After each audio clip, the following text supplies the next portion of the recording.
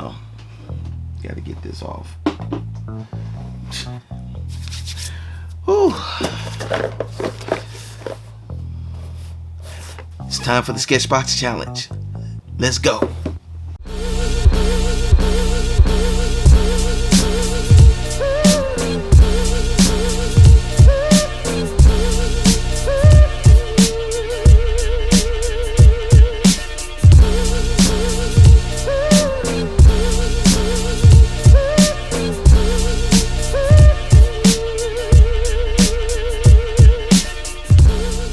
What's up, fam? It's your boy DKG72, and of course it's that time of the month, time for the Sketchbox challenge. I know I'm kind of late this month, but you know, had a lot going on. May has been a very interesting month, to say the least, but we're here now, so let's jump right into it. Now, if you don't know what the Sketchbox challenge is, basically I have a subscription to a mystery art supply company called Sketchbox. They send one out every month. I receive them and then go ahead and unbox it right here on the channel, and we see what's inside, and then at that point I will then create a work of art using only what's inside the box. Now I reserve the right to use paper or whatever they may not provide, but other than that, I'm trying to use everything that's in the box, and we're going to get a quick review in. So without further ado, let's get into unboxing this Sketchbox as soon as I get a knife. One moment. Alright guys, so I didn't find a knife, but I did find my trusty dusty new pair of scissors. So let's you know, we're gonna make it work. So let's open this up.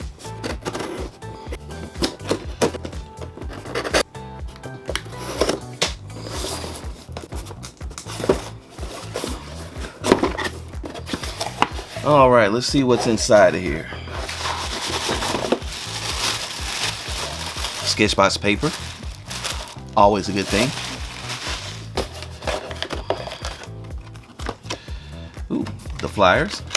They be sending some nice flyers, guys. I will give them that. They send some nice flyers. So let's see what's inside of here, or what's supposed to be inside of here. Ooh, okay. I won't tell. I'll keep it a secret. First thing up, ooh, watercolor canvas board.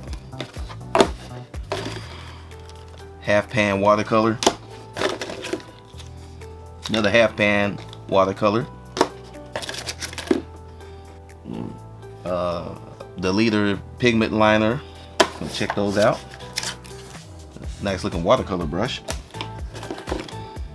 Warm gray Faber-Castell marker of some sort. Another kind of brush pen.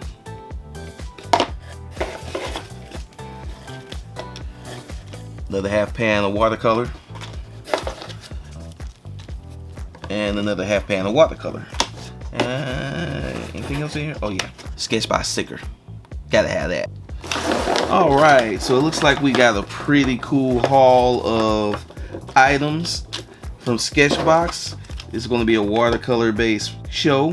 What I'm going to do is go ahead and get some water ready. I'm only going to use the brush. I've got a nice little canvas board. I'll probably have to pencil something out real quick. Hopefully it doesn't turn out terrible. So let me get ready for all of that, and let's jump into creating some art with what's come with this Sketchbox.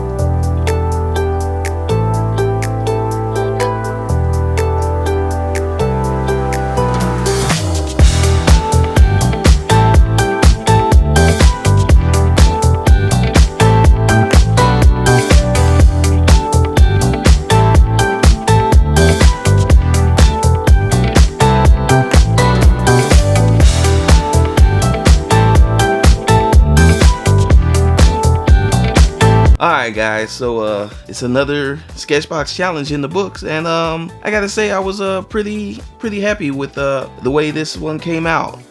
So this was a watercolor theme episode, so everything that came in the box was all about watercolors. So let's kind of go over what I actually got. So first up are these Daniel Smith half pens of watercolor. This is pretty cool. These are some cool watercolors, I have to admit. I was not exactly sure because I've never really worked with where they concentrate the watercolor into these little pens, these little half pens or whatever they call them, these little tubs.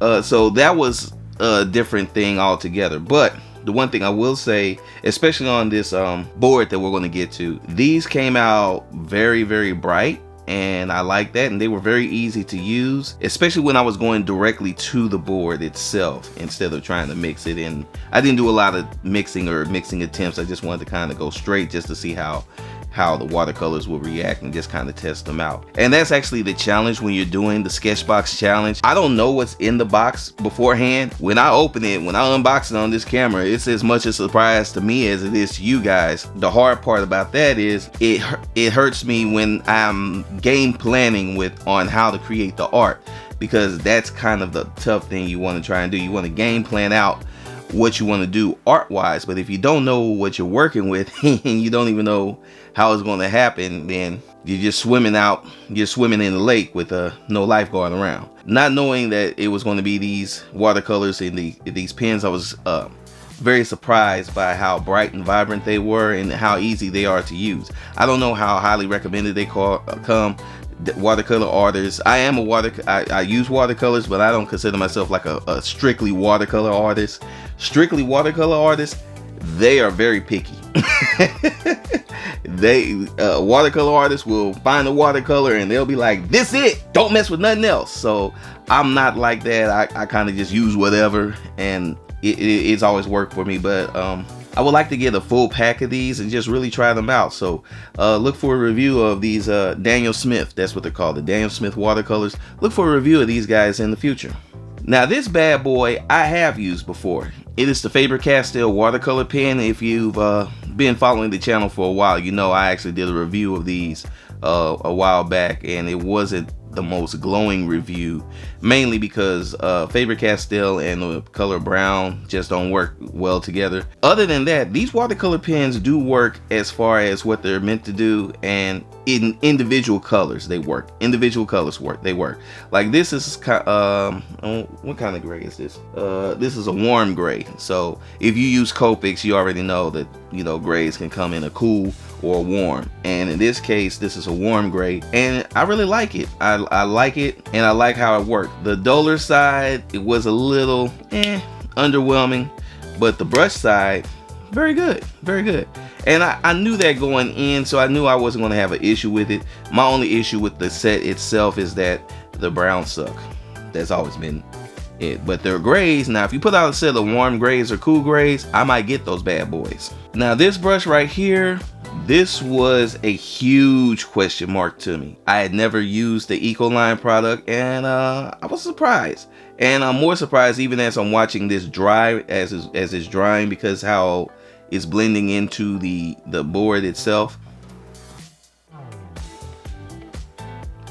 And one of the things that I like about this brush is that it's easy to use, and they don't do too much. There's only one side, so it's not like a chiseled side or anything like this. This is just one side. This color is more of a brownish red, which I wasn't really expecting. I didn't know what to expect from it, honestly. The red was, but it still comes out bright. That's the thing. It's nice and bright, and it's not dull looking. I don't know how I would use this just yet, but I do plan on using this for other artworks in the future. Just to see how much I like it, and I might even go snatch a pack or look up and see how much a pack of these run, and just try them out and just kind of see how they work. Alright guys, now this brush right here is a Princeton brush, and I'm no stranger to Princeton brushes, and I'm not even going to stay too long on this. It's good. It's a nice soft round bristle. It's probably a synthetic bristle. Princeton brushes are good all around brushes. They're not the most expensive, but they're not cheap either. and I use them all the time, and I'm gonna continue using Princeton brushes. I do have other brushes that I use, but when it comes to just something I need real quick, a Princeton brush really works for me. And I may even go to just working with them exclusively, because they never really give me too many issues or anything like that. So this Princeton brush, Aqualiner, yeah, it's a go. And now we come to the one item that I don't think had the best showing today, and that's the Leader Neo Pico liner pen. It may have been because I was using it over wet watercolor paint, which probably is not recommended, so it may have been user error on my part, but it started off good, but then the ink just stopped flowing for some reason. And again, that might have been my fault, or I don't know.